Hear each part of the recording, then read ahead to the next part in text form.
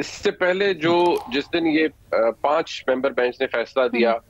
और वो सामने जो बात आई कि ये 3-2 से एक्सेप्ट की गई पिटिशन, तो सुओ मोटो हुआ,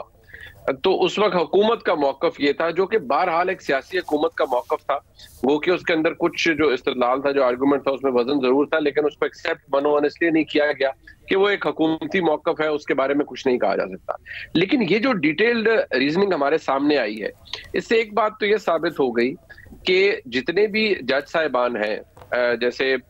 मंसूर अली शाह साहब, जमाल खान मंदोखेल साहब, याया अफरीदी साहब और अतहर बिन साहब, 2 जज साहिबान ने पहले ही अपनी जो ओपिनियन था इस हवाले से वो दे दिया था,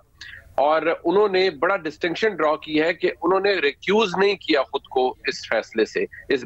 बेंच से। उन्होंने एडमिनिस्ट्रेटिव और जो जुडिशियल साइड है of the supreme court and the powers of the chief justice, उनको भी डिस्क्राइब किया है। तो इख्तिसार के साथ मैं ये अर्ज कर देता हूँ कि जो रीजनिंग सामने आई है, इसको नलिफाई इस तरह से नहीं अब किया जा सकता, इसलिए क्योंकि ये बड़ी डिटेल्ड है और बाकायदा तौर पर बताया गया है कि किस तरीके से किस बुनियाद के ऊपर इन 4 मौजूद जज साहिबान ने, जो कि ओरिजिनली एक बड़ा बेंच था, उन 4 जज साहिबान ने किस बिना पर इन पिटिशंस को रिजेक्ट किया, सुओ मोटो नोटिस के हवाले से कहा कि ये नहीं बनता, इसे नहीं लेना चाहिए। और एक चीज जो कि गलतुल-आम है, जो कि मैं समझता हूँ दुरुस्त भी होना चाहिए, देखिए चीफ जस्टिस साहब जो सरबराह होते हैं इस इदारे के, वो चीफ जस्टिस है अपनी सीनियरिटी की वजह से,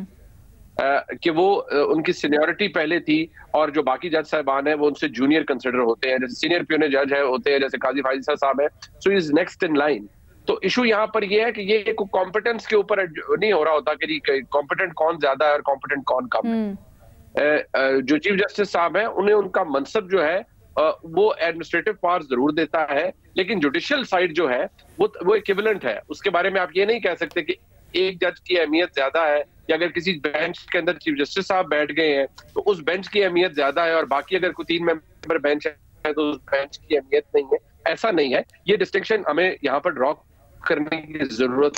है। और दूसरी बात यह है कि जो चीजें हमारे सामने आई हैं, जो कुछ लिखा गया है, उससे तो ये साफ जाहिर होता है कि सुप्रीम कोर्ट के अंदर इस वक्त एक बहुत बड़े एक कंसेंसस की इस बात की जरूरत है कि एक बड़ा बेंच बने, जिसे हम फुल कोर्ट कहते हैं आम जबान में, और तमाम जज साहिबान बैठे,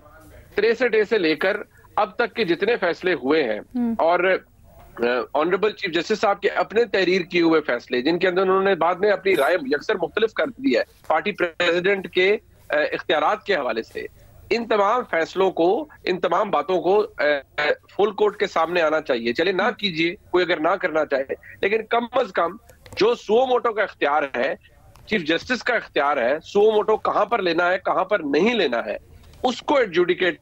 करने के लिए, उसके ऊपर एक कलेक्टिव विजडम सुप्रीम कोर्ट की आने के लिए जरूरी है कि इस मुल्क के अंदर एक ऐसा इदारा जो कि पाकिस्तान का सबसे बड़ा इदारा है इंसाफ के लिहाज से, वहां पर ये फुल कोर्ट बने और इन तमाम मामलों पर डिलिबरेट करे। जो सबसे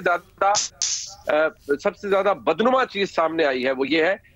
कि पहले इन चीजों का जिक्र इशारों किनारों में होता था कि इख्तलाफ पाया जाता है मौजूद जज साहिबान में, यहाँ भी इख्तलाफ नहीं है। ये ऐसी बुरी डिवाइड है जो कि इस तरह से एक ऊज आउट कर रही है और बता रही है कि मुल्क की सबसे बड़ी अदालत के अंदर मौजूद जज साहिबान ना सिर्फ एक दूसरे की ओपिनियन से इख्तलाफ रखते हैं, वो तो इस हद तक चले गए हैं कि सीनियर प्यून जज को पसंद नहीं फरमाते ऑनरेबल चीफ जस्टिस साहब, और उन्हें किसी भी आम बेंच के अंदर अपने साथ नहीं रखते। लिहाजा ये चीजें ऐसी हैं जो कि पाकिस्तान के निज़ाम इंसाफ और सुप्रीम कोर्ट के लिए खुद भी अच्छी नहीं है।